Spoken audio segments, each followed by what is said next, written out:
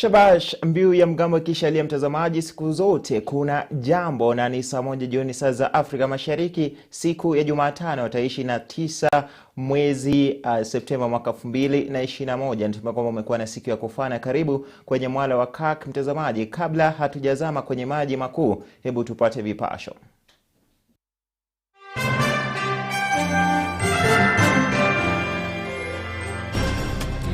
Cabinet Secretary Ambassador Dr. Monica Juma moves from the Ministry of Defense to the Ministry of Energy. Cabinet Secretary Honorable Charles Keter moves and becomes the Cabinet Secretary of the Ministry of Devolution. Rais Uhuru Kenyatta afanya mageuzi kwenye baraza la mawaziri. Mwale akichukua wizara ya ulinzi. Na kuwanunulia maziwa waliko town, waje wakiwa ndani ya nyumba. Nilipokuwa town huko kitu kama saa 1 hivi na nusu, nikapigiwa simu. Najua nyumba yake imeungua. Watoto 3 wa familia moja waangamia kwenye mkasa wa moto kule Mwale.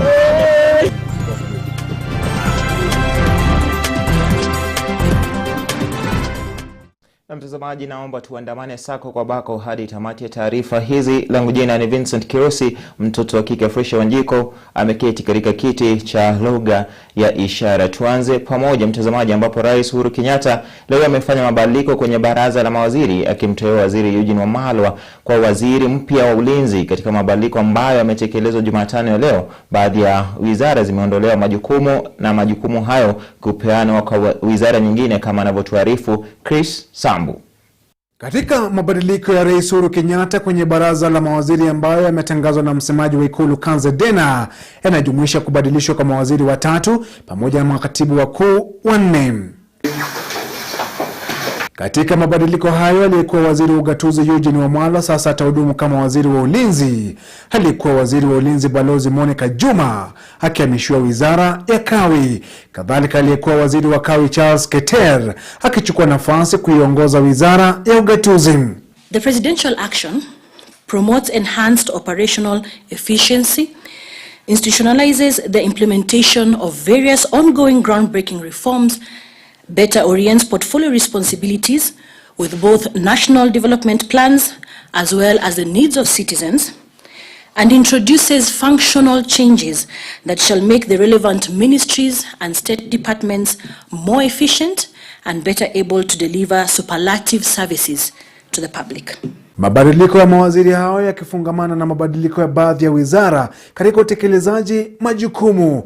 Rais Uhuru Kenyatta kupitia agizo lake akihamishia idara ya maeneo kame kwenye wizara ya huduma kwa umma na jinsia, idara ya jamii, malipo uzeni na raia wakuu yakihamishwa wizara sawia, na kupelekea kubadilishwa kwa jina la wizara kuwa wizara ya huduma kwa umma, jinsia, masuala ya raia na mipango maalum. Cabinet Secretary Margaret Kobia retains her portfolio, but as you saw earlier, it was her she got more duties, and with the new ministry, it will now be the Ministry of Public Service, Gender, Senior Citizens Affairs, and Special Programs.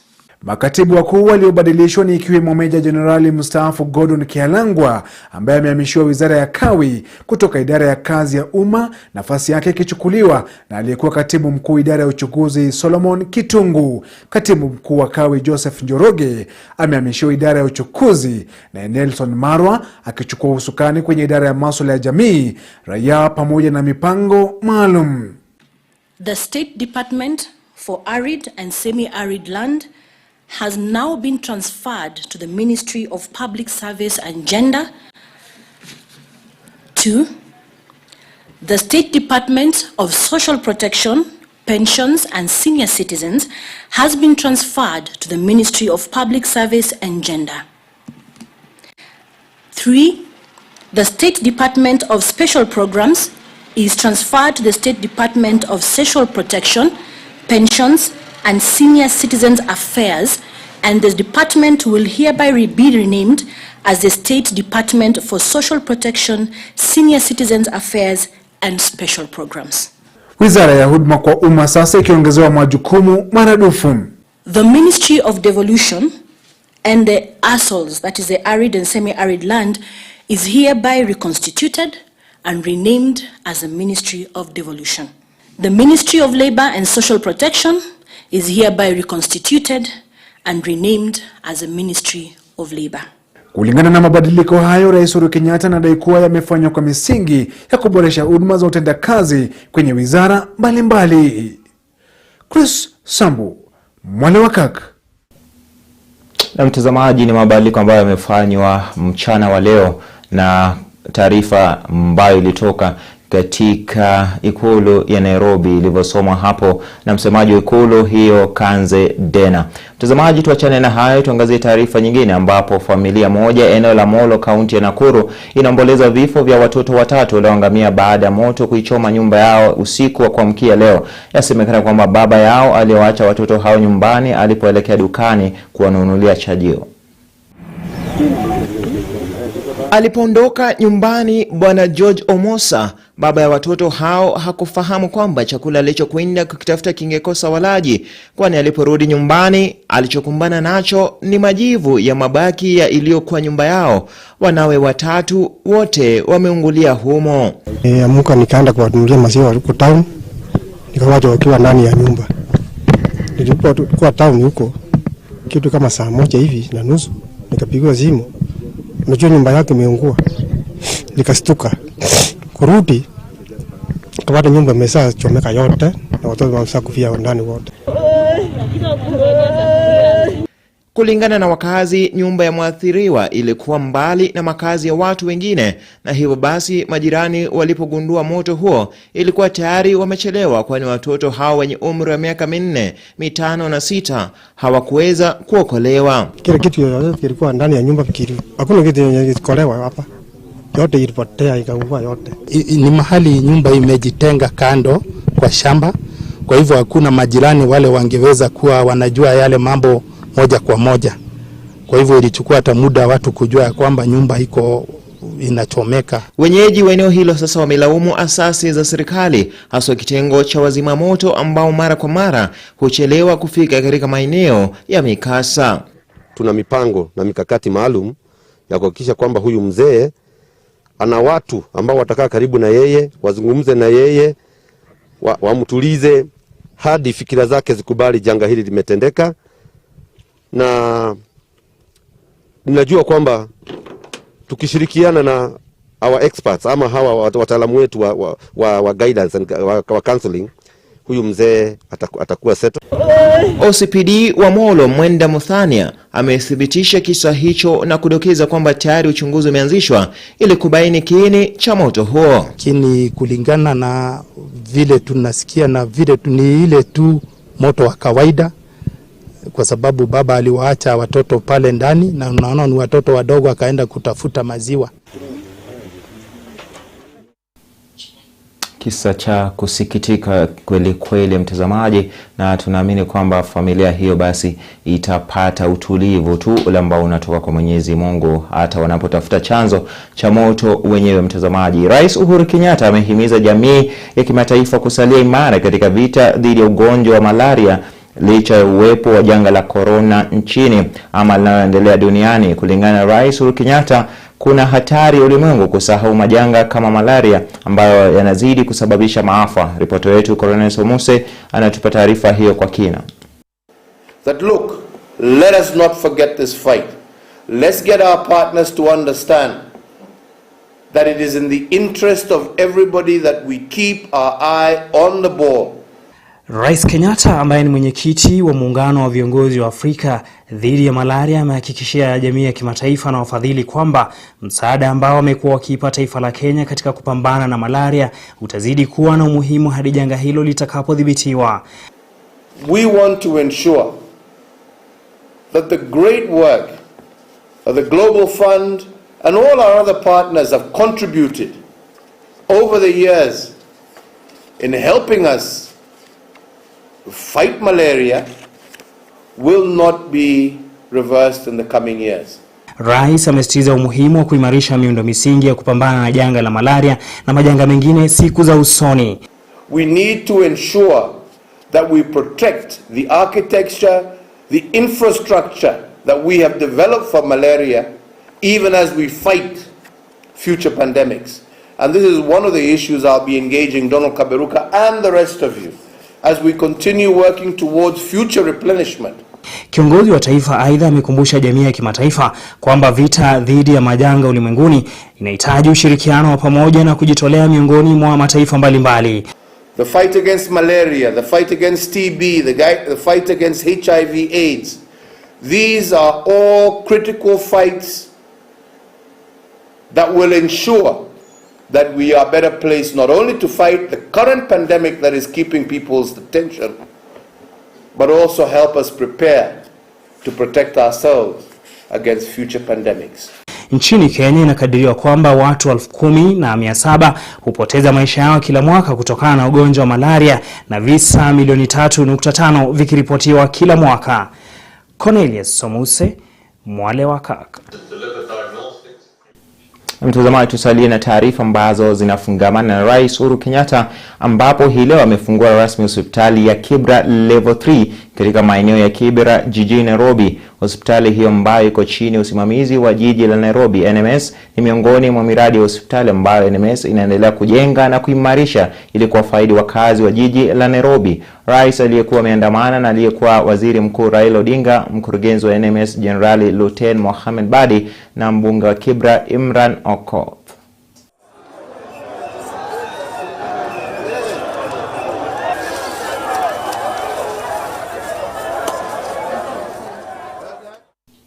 Na wakazi wa kijiji cha Nyasaba kilichoko katika kaunti ndogo ya Juja wanaishi kwa hofu kufuatia uvamizi wa viboko wanaotoka katika mto Ndarugo. Kulingana na wakazi hao, licha ya kuwajulisha maafisa wa huduma za wanyamapori nchini the KWS kuhusu viboko hao, miezi kadhaa baadaye hakuna hatua yoyote iliyochukuliwa kuwadhibiti.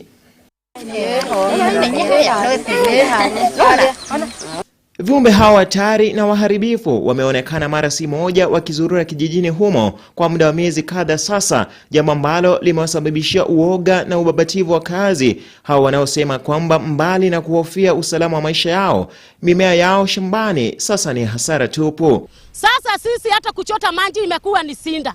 Sisi hata kurima imekuwa ni sinda. Kwa sababu hii kiboko anaingia kwa masamba anakula chakula ya watu. Watu kuna vijana wanarima huku na wanajisaidia na hiyo chakula. Martha Mugure, mmoja wa kazi, anasema kwamba sasa hawana budi kuchota maji kwenye mto Ndarago wakiwa kwenye makundi, kwani nusura tu wavamiwe na kiboko mmoja aliyewatimua mbio hivi majuzi. Kama mimi sasa nimetupa mitungi 3, hata ya ile ilikuwa ya kuomba. Hata saa hii nimeomba mtungi likuja kuchota maji. Na sijui kama kiboko atatokea kwa maji tena niache ile mtungi tena. Siwezi hata tuma mtoto kwa hii mji. Kwa sababu nikituma mtoto huku kwa mto, huyu mtoto mwenyewe atakuliwa na hii mto. Wale kwenye hatari zaidi ni watoto, wanawake na wazee ambao hawawezi chana mbuga iwapo wangekumbana na viumbe hao, wakazi wakisema kwamba sasa wanalazimika kufika kwenye maskani yao kabla ya saa 12 jioni. Anatokeaga kila asubuhi, watu wakienda kazi anazuia kwenda kazini. Imekuwa huku sometimes mchana inatokea inaenda kukula kwa mashamba za watu, usiku inapanda mpaka huko kwa town center. Wito wa wakazi hawa sasa ni kwamba maafisa wa huduma za wanyama pori nchini kuwapa usaidizi wa kudhibiti viboko hao kabla hawajasababisha maafa zaidi.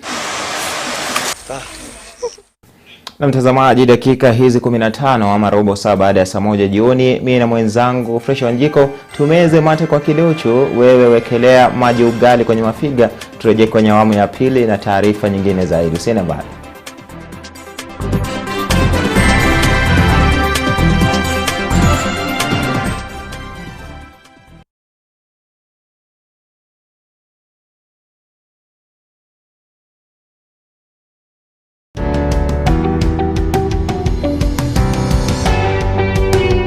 The great people on earth today are the people who pray. Not those who talk about prayer or those who explain about prayer, but those who take time and pray. God answers prayers. Why? Because He hears. His ear is not deaf, so He hears our prayers. Men and women who go before God, we should be men and women of godly standards. Sure. So we abide. Yeah. So that we keep tapping from the source. But as we pray, it is important to tell God that your will be done in this prayer that I'm praying, or about this prayer item that I'm praying about. Not as I will, yes, this is my will, but let your will be done. In these changing times and seasons of uncertainty, whom do you look up to? God keeps his part. Calm rain, calm sunshine. God is still committed. From one generation to another, and it's not like shifting shadows that he will change, but join Reverend Elizabeth Kimani and Henry Kyra every Wednesday from 8 to 9 p.m. live on Kirk TV for Call Unto Me. 2021, he's still the same God and he has not changed.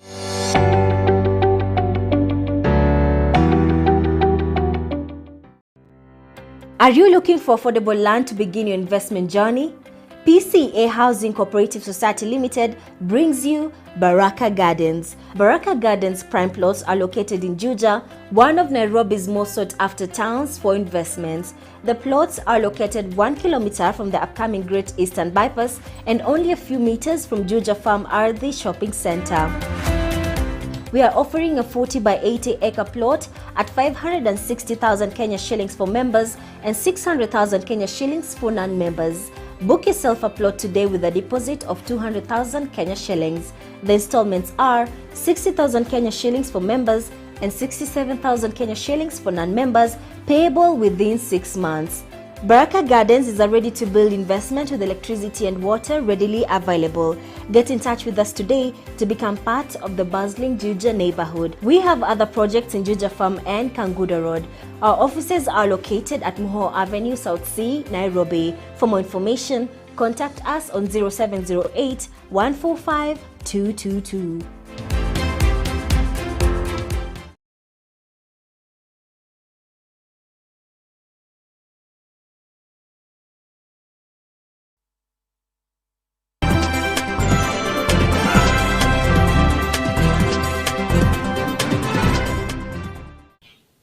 Karibu tena mtazamaji, tuendelee kuangazia yaliyojiri siku nzima ndani ya Mwale wa Kirk. Hebu sasa tuangazie ziara za William Ruto katika eneo la Mlima Kenya. Naibu rais huyo ambaye naibu rais William Ruto leo hii amepuzilia mbali mbinu za kinara wa ODM Raila Odinga za kuingia eneo la Mlima Kenya, akisema kwamba Kenya ni taifa huru na la kidemokrasia na hivyo mikutano kama hiyo si jambo geni. Akizungumza kwenye hafla ya mazishi eneo la Mkoroine kule Nyeri, Ruto na wandani wake wamewaponza viongozi na wanabiashara wa wakfu wa MKF uliofanya mkutano na Raila Odinga hiyo jana. Na walikuja na priorities zingine, wakasema ati tuongezee kwanza rais mamlaka. Sasa mimi nauliza nyinyi watu wa Nyeri, si tulikuwa na rais watatu anaita Mwai Kibaki? Si yeye ndiye alitusaidia tukapata katiba hii ya 2010? Sasa zile powers Kibaki alisema hana haja nayo ya kucontrol bunge na kucontrol judiciary, hawa watu wa rege wakakuja kutuambia hapana, turudishe hizo powers. Zile Kibaki alikataa. Tukawaambia hapana, we don't want a president who is a god. We want a president who works for people and a servant of the people. We do not want a king. We want a president who works for the people of Kenya. Waulize mtu ya kitendawili atuhakikishie kabisa, hata kama ataandika ya kwamba tukipiga uchaguzi akishindwa na William Ruto atakubali. By the way, baba venye alishikana na Uhuru ametusaidia sana. Tumejua what kind of a leader anaweza kuwa angechaguliwa. La kwanza ni kiongozi wa kufanya watu wa Mount Kenya wapate shida viongozi. Gachagua ameshikwa wakati ya handshake. Kama ni mbeleni hangeshikwa. When we have been talking about guaranteed minimum returns for coffee and tea and milk, where was Mount Kenya Foundation? When we have been talking about vitu za watu wetu ziache kuchomwa na hii serikali ambayo tulichagua, where was Mount Kenya Foundation? We want a foundation and we want an organization and we want unity that is about the real people, the common mwananchi, not just the leaders and a few billionaires. Na tuweke pembeni ya siasa, sasa tuangazie ya afya, ambapo Wizara ya Afya imezindua mpango wa utoaji chanjo kwa umma katika mikakati na juhudi za kuimarisha vita dhidi ya COVID-19. Waziri wa Afya Mutahi Kagwe leo hii amezindua shughuli hiyo ya utoaji chanjo kwa halaiki katika kaunti ya Kiambu, huko Kenya ikiandikisha upungufu wa kiwango cha maambukizi ya virusi hivyo. Katika hatua ya kuwafikia kiwango cha raia waliochanjwa dhidi ya COVID-19 kulingana na malengo ya Wizara ya Afya kufikia Disemba mwaka 2021, Waziri wa Afya Mutahi Kagwe leo hii amezindua shughuli ya utoaji chanjo kwa umma katika kaunti ya Kiambu. We intend to intensify and start a mobile program for taking the vaccines to the people. Akiandamana na gavana wa Kiambu James Nyoro, Waziri Mutahi Kagwe ameshinikiza umuhimu wa Kenya kuzidi kupata chanjo yao. We want to make sure that the travel period does not resort to another wave of COVID-19. And that's why we are asking that those in the hotel sector, we should ensure that all the people working in a restaurant, working in a hotel, have already been vaccinated. Hadi kufikia mwezi Septemba tarehe 28, jumla ya chanjo milioni 3,712,030 zimetolewa na Wizara ya Afya kote nchini. Kati ya idadi hiyo, milioni 2,813,477 zikiwa dozi za kwanza na 8,098 zikiwa dozi za pili. Because what we want to do, Aziri, is to open up our economy. We no longer want to think about living without COVID, or what we used to call post-COVID. There's nothing like post-COVID. We can open the entire hotel sector.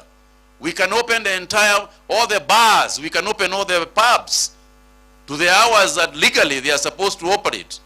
Because we can do so if people going into those pubs have been vaccinated, and therefore there is no spread. Kadhalika, Waziri Kagwe akisuta mataifa ya kigeni yaliyotoa ahadi ya chanjo kwa kukosa kuwafikia swala hilo. Hao ni watu wale wanachanja watoto, alafu tukienda huko United Nations wanaanza kusema vile sisi ni marafiki. Sisi ni marafiki, wewe unachanja watoto ambao ni kitu napoteza vaccine, na sisi tunakufa, and we are friends. Ai? Mikutano ya kisiasa na kampeni za chaguzi ndogo zimetajwa kama kiini kikubwa cha kulemaza makabiliano dhidi ya COVID-19 hapa nchini. Na mtazamaji, yaonekana pia kwamba Waziri Mutahi Kagwe anajua kukata viungo kweli kweli, manake naona mikatiko hapo, lakini muhimu ni kwamba jitokeze upate chanjo dhidi ya COVID-19.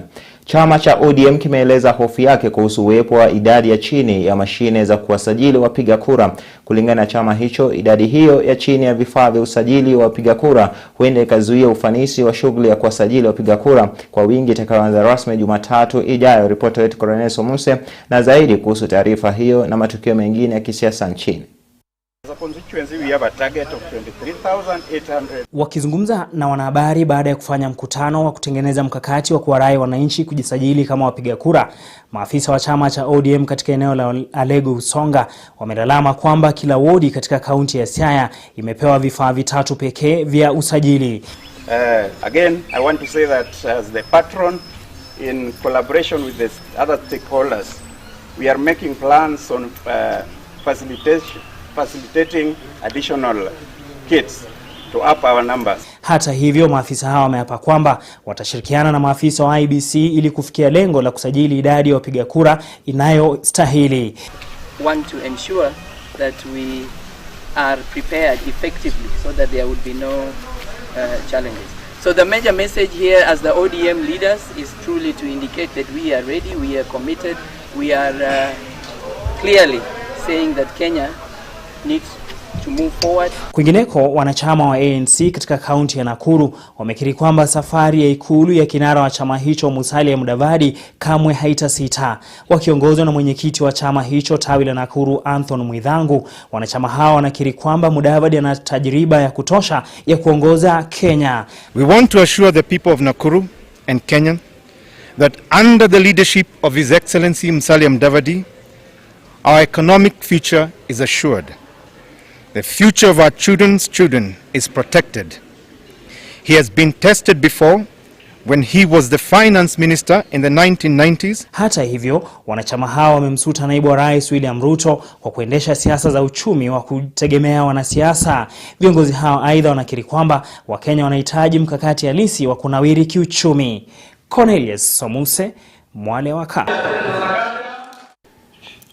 Dakika 26 baada ya saa 1 jioni, mtazamaji, hadi tamati ya Mwale wa Ka siku ya Jumatano hii. Tutakapoonana tena ni majaliwa. Mie nimekuwa Vincent Kerosi, upande wa lugha ishara amefanya kazi au la kazi adhimu na adimu mtoto wa kike Fresha Wanjiko. Kwa niaba ya wale wote ambao wamehakikisha kwamba taarifa hizi zimefanikiwa, wakiwemo waelekezi na mafundi wa mitambo upande ule wa pili, nimtaje Leo, nimtaje Dickson, pamoja na wengine mtazamaji, pamoja na maripoti wenzangu, tuseme usiku mwanana, tuonane pale atakapojalia Mwenyezi Mungu. Kwaheri.